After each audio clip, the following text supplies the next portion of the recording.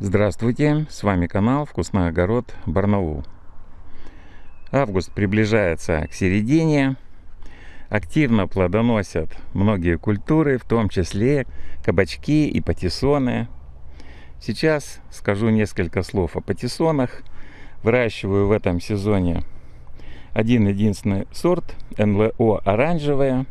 Это очень хороший сорт, показывал себя неоднократно с самой лучшей стороны. И в этом сезоне вот два кустика патиссонов вот здесь растут. Рядом, чтобы им было не скучно, размещена кукуруза. Кукуруза ничуть патиссонам не мешает. И вот патиссоны активно начали плодоносить. Собран первый урожай. Довольно много плодиков с двух кустов было собрано. И вот сегодня очередной сбор патиссонов был произведен, и они порадовали вот таким количеством плодов. Ну, здесь практически около ведра патиссончиков. Вот такие наросли патиссоны. Лучше всего, конечно, собирать вот такого размера плодики. Вот они. Ну, если они дорастают до такой величины, тоже страшного ничего нет. Они вполне пригодны. Но все-таки вот такие патиссоны, они самые вкусные, самые нежные. Их не нужно даже чистить, извлекать из них семена. Они идут и в переработку, и для использования в свежем виде, безо всяких хлопот. Вот так хорошо поспевают патиссоны. Единственное, что я заметил, не знаю, дело или в семенах, или еще по какой-то причине, почему-то в этом сезоне вот эти вот патиссоны НЛО оранжевые, они не такие яркие. Это, конечно, не очень важно. Ну вот, видимо, такие семена попались. Они, конечно, оранжевые, но не настолько, как иногда бывает. Бывает, что они выглядят, ну, просто как огоньки какие-то.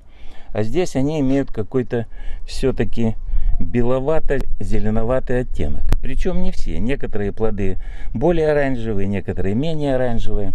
Ну, конечно, их уже пробовали на вкус. Вкус что у тех, что у других очень хороший. Никаких проблем.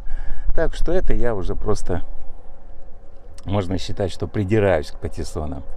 В сущности, очень я ими доволен. Плодов более чем достаточно. И патиссонам за это большое спасибо. Осталось еще очень много завязей. Даже не знаю, сколько еще патиссонов будет собрано. Вот так неплохо показали себя, уже можно теперь точно сказать, в этом сезоне патиссоны. Ну а патиссоны очень красивые. Что НЛО оранжевые, что есть белые сорта. Выращивал раньше. Но плодики выглядят очень декоративно.